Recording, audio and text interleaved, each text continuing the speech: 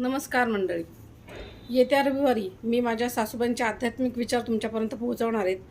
आज जवळजवळ त्या 83 वर्षाच्या आहेत आणि अगदी तरुण वयापासून त्यांना अध्यात्माची गोडी होती. त्यांच्या माहेरीसुद्धा अध्यात्माचाच वारसा होता. त्यांचे वडील, आई आणि वडील स्वतः अध्यात्म करायचे. ती गोडी त्यांना स्वतःला लागली. त्यामुळे या गोष्टी त्यांच्यापर्यंतही त्यांच्या अंगात भिनल्या आणि मग त्याही आध्यात्मिकच सगळ्या गोष्टी करत गेल्या.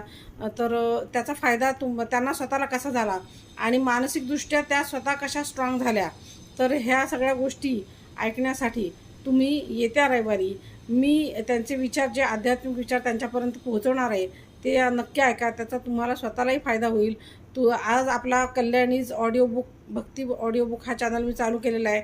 1 ते 24 अध्याय त्याच्यावर अपलोड केलेले आहेत आणि एक एक अध्याय तुम्ही स्वतः ऐका. प्रत्येकाला पारायण करत बसायला सवड नाही आहे आजकाल.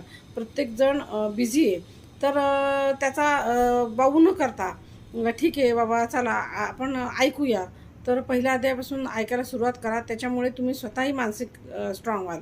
तर तुम्ही चॅनलला आधी लवकरात लवकर सबस्क्राईब करा. धन्यवाद.